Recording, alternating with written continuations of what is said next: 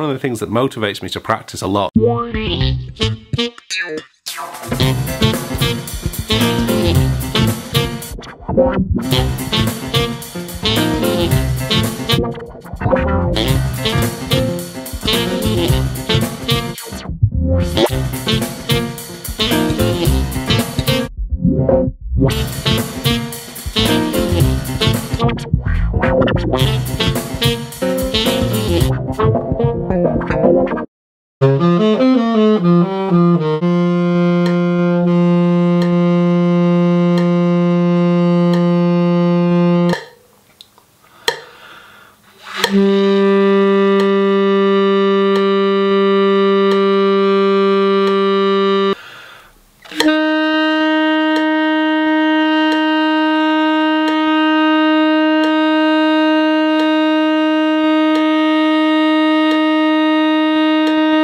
I've been asking myself a lot recently, why bother practicing?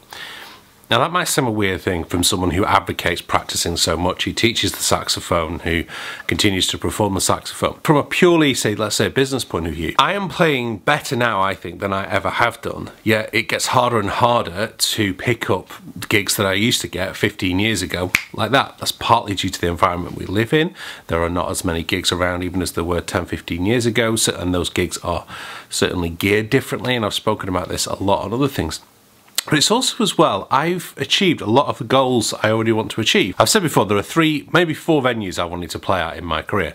Ronnie Scott's done that, okay, Peaceful Express in Soho, done that, okay, St Paul's Cathedral, weirdly enough, I really always wanted to play there, done that twice now. There's only really the Village Vanguard left of all the venues that I've really ever wanted to play. But I will openly admit, there are days where I just think, I really need to get through this. But then, the overriding thing, and you know, it's quite a hard thing to say this, but it's very, very true. One of the things that motivates me to practice a lot is fear. Fear that if I don't practice, when I get on a gig, I'll cock it up and people won't want to listen to me anymore.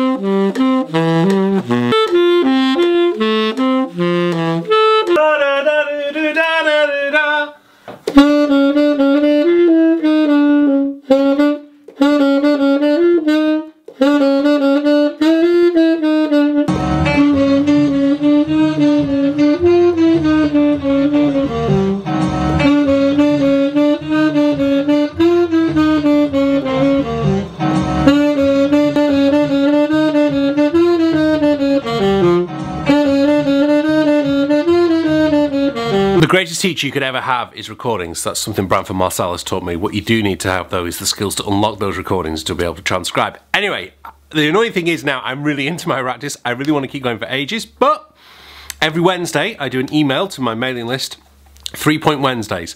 If you're not already on the list, head over to Cambridge Saxophone, sign up for the list there, or drop me an email via YouTube or whatever, and I'll put you on the list. But I try and do 3 bullet points, just 3 short things on a Wednesday email, just to inspire you, sometimes from the Cambridge Saxophone, sometimes completely different, something off YouTube, or an article I found over the week, just to try and help inspire you and get you to practice.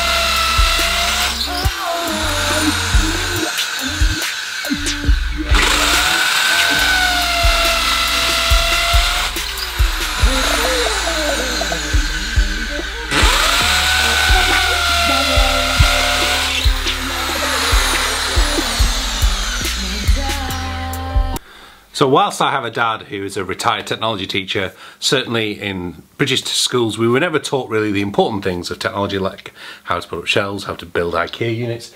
But my idea for this is to A, have this better presented, but B, one of the reasons why one of the excuses I give myself as to why this room tends to end up quite untidy is that I'll be working on something and I'll move on to something else and I won't tidy away back over to my library area the books that I've been working on for my practice or students have been working on in particular in lessons. And my idea is, if I have this small bookshelf here which keeps the frequently used books, I might be more tempted to keep it tidy.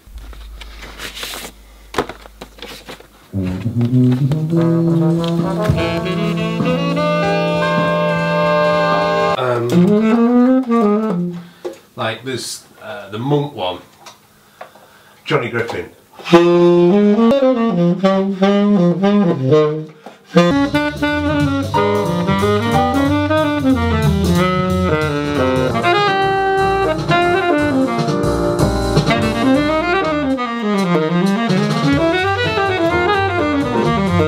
I included a little bit of some teaching there. I was preparing Simon for some audition tapes there, and I put that on because that's one of the main reasons that I do keep practicing, because I would feel like a total hypocrite if I was telling students to practice and wasn't doing it myself. Richard Morgan, who plays drums on my Jazz Vespers album, does a lot of other stuff. Great friend of mine, Richard. He comes up with a good line when he's talking about why he keeps playing drums as often as he can. He says, you know, you wouldn't trust a fat PE teacher. Reasons for practicing, number one, is fear. Yeah, I don't want to be showing up on a gig. I don't want to look bad. I don't want to sound bad on a gig, probably is a more accurate way of saying it. Secondly is for teaching.